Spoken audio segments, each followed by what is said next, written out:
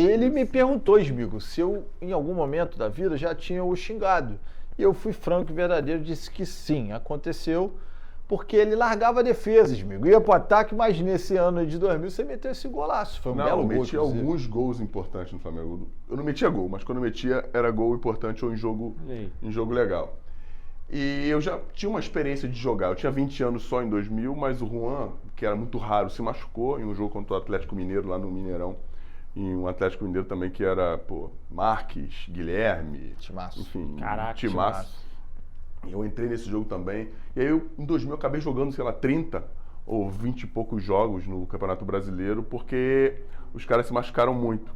E eu já estava com uma experiência. Eu tinha jogado alguns jogos nesse Carioca de 2001. E esse lance do Gamarra, eu gosto muito de falar que é o jogo que mudou minha vida. Porque as pessoas que veem o futebol de uma forma mais rasa, né, que não vivem o futebol de uma forma mais profunda, o dia a dia do trabalho, que estão dentro dos clubes, elas não entendem que para você se tornar a realidade de um clube, para você sair de uma categoria de base profissional, é um momento muito difícil da carreira. O meu sócio Anselmo costuma dizer que é o momento mais difícil da carreira do jogador. É até mais difícil quando ele para. Porque é nesse momento que você vai saber se você vai ser um jogador de nível AA ou se você é um jogador de nível B, de nível C ou de nível D. Porque essa passagem é importante, você ter oportunidades, pegar um time bem, jogar bem, para você se manter. Você subir num momento ruim, com um time ruim, Às vezes um jogador é bom, mas não aparece, não tem uma vaga, e roda e acaba que não fica numa primeira prateleira. Isso aí não tem receita de bolo. Isso é comum, né? É muito comum, não tem receita de bolo. Vocês que vivem futebol, Sim. para um cara se tornar profissional, não tem receita de bolo para você. Esse cara vai ser o craque. Eu já vi tantos na base serem tidos como craque e não conseguirem chegar. E aí aconteceu, e a galera esquece, é bom falar também, que a gente ganhou a Taça Guanabara, né, o que nos credenciava a jogar a final do Carioca. Sim.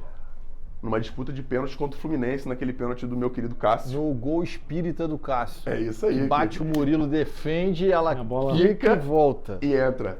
Pô, assim, com coisas incríveis naquele ano. Você jogou aquela partida? Não, eu tava no banco. Mas você lembra desse momento? Claro que Como sim. Como é que foi esse momento? Vai. Claro que sim. Você lembra isso? Tacada de sinuca, né? Que a bola dá uma... que ela dá aquela giradinha. Como é que foi esse lance específico? Não quero ser meu irmão, mas eu vou contar. Conta. Não, porque a gente tinha jogado uma final contra o Barcelona em 96, um campeonato sub-16. Não sei se o cara juvenil, né? A gente não tinha isso naquela época. Flamengo e Barça. Flamengo e Barcelona na final, um campeonato muito legal, que a gente ganhou do Milan, Newcastle, a gente bateu em todo mundo, aí chegamos na final contra o Barcelona. Minha primeira viagem internacional foi... Não, minha primeira viagem de avião foi pra Paris, tá? Porra, só isso. Não, essa viagem tem várias histórias maneiras. E aí, o Cássio bateu nessa disputa e perdeu. A gente perdeu pro Barcelona na final pelos pênaltis, mas tudo legal, a gente voltou. Nesse jogo, nessa final da Taça Guanabara, eu lembrei do jogo do Barcelona. Falei, caraca, maluco. E o Cássio sempre aquela batidinha cruzada aqui, né? Com a perninha curta. Ele era curtinho, né? Todo pequenininho. Não posso falar do que a gente chamava ele, porque... Foi jogar muito. Não dá pra chamar? Tudo bem. E aí o Cássio bateu o pênalti quando o Murilo pegou e tava comemorando já. Pô, a bola quicou e entrou. Cara, alguma coisa boa vai acontecer pra gente. O que mudou totalmente quando, na final do Carioca, eu tô sentado no banco, com 8 minutos, tá o Jorginho, alguém tava me catucando assim. Pô, mané, aquece, o Gamarra tá sentindo. Eu falei, Gamarra tá sentindo o quê, pô? Maracanã lotado, o bicho pegando. Vai sair? Tô olhando, vai sair o Gamarra. Vai sair nada. O Vasco, um timaço. O que foi, maluco? Quando eu olhei, o Gamarra tava com a mão no adutor mesmo, acho que foi o adutor. Já mandaram aquecer. A primeira impressão te deixa apavorado, né, cara? Porque...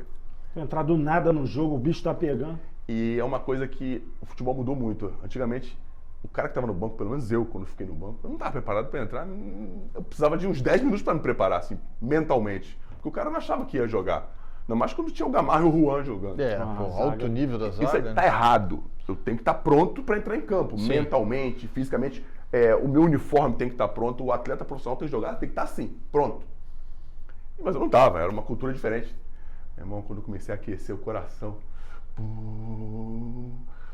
vai! Só que quando eu fui andando, né, até o meio do campo, quando eu parei no meio do campo, acho que a palavra é paz. Eu senti uma paz tão grande. Eu senti uma tranquilidade tão grande. Não estou dizendo que eu não estava nervoso, não tinha frio na barriga, sim. Mas eu me senti no lugar que eu deveria estar. Acho que a frase é essa. Porque tudo que eu fiz na minha vida, João, tudo que eu se preparou para aquilo ali, né? Para aquele momento. Tudo que eu passei no Flamengo, todas as perdas que eu tive, todas as dores que eu senti, foi para aquilo ali. Foi para estar naquele momento, naquele lugar. Eu jogava no Flamengo em 2001, eu já tinha 9 anos de Flamengo. Pô, já estava em casa mesmo. Não, e o Flamengo, ele te molda. O Flamengo, antigamente, eu não sei hoje, ele te forjava a ser jogador do Flamengo, a ser vencedor. Tu tinha dificuldade de estrutura, você não recebia o salário por muitas vezes, mas o Flamengo te moldava sempre para ser o melhor, para poder ganhar de qualquer um, para poder disputar com qualquer um. E aí, quando eu entrei no jogo, a primeira bola, a segunda bola, a gente perdeu esse jogo 2-1. Se eu não me engano, acho que foi 2-1, a gente perdeu por um gol de diferença. E no próximo jogo já era eu já ia jogar mesmo, porque o Gamarra não tinha condições de jogo. E o Zagallo falou comigo e disse, olha, minha confiança é sua, pode ir, que eu confio em você. Antes, quando ele chegou, eu tinha uma característica muito agressiva de jogo, se é que a gente pode chamar. Eu imagino. Eu conheci essa... sabe, né, Júlio? Eu conheci depois, quando parou, em jogo festivo, pô, já eu conheci essa agressividade. Sentiu na pele. Pô, imagina quando era Vera mesmo, no Profissa lá, final de campeonato. Pô. Eu chegava muito, o Carlinhos Violino, que foi um cara que me ajudou muito também, falou comigo antes, ó, segura, cara, você é bom jogador, você vai jogar. E me deu várias oportunidades, o Carlinhos. Foi o cara que primeiro me deu a oportunidade de jogar no Flamengo. E aí, quando o Zagallo chegou, ele reforçou isso, só que o Zagallo me ameaçou. Se você não fizer o que eu tô te pedindo, você não vai jogar, eu vou te tirar. E aí eu segurei a minha onda, eu era muito agressivo, era muito, como eu vou te dizer, eu nunca fui violento de dar cotovelada nas pessoas, de puxar o cabelo, dar soco na cara. Não, nunca fui. Até porque quando eu tentava fazer isso, eu me machucava. Eu mesmo me machucava. Eu era muito viril, sempre fui muito viril e o campo pra mim era uma coisa muito sagrada. Por mais do que eu não fosse atleta fora, que fizesse minhas coisas loucas fora, quando eu entrava no campo pra jogar, pra mim era a Vera sempre. Não importa contra quem seja. Sim. Ainda mais defendendo o Flamengo. Aí entrei no jogo, a gente perdeu, teve até uma confusão. Eu acho que foi nesse jogo com relação à torcida. No meio da semana picharam a Gávea, caramba, aquela coisa, tudo. E fomos pro segundo jogo. O segundo jogo foi aquela coisa incrível, né, do gol do Pet. E esse jogo mudou minha vida, porque eu substituí o melhor zagueiro do mundo, um dos melhores zagueiros do mundo, e a gente venceu. Por quê? Eu tenho uma teoria muito particular sobre isso, porque se a gente perdesse, uma das justificativas, porque quem ganha comemora e quem ganha dá explicação, e quem perde dá explicação. Que o melhor zagueiro do mundo não pôde jogar e entrou um menino que não estava preparado naquele momento para fazer a função. Ia cair na tua conta, com certeza. Sempre sobra. Sempre sobra para alguém. A gente sabe a covardia que existe dentro do meio, principalmente de fora para dentro. Tem que sempre achar um culpado. Por que deu errado? Tem a cultura do vilão, né? É isso aí. O futebol tem reflete a vida, né, cara? A vida também é assim. A gente sempre procurando um culpado para os nossos erros, né? Para as nossas frustrações.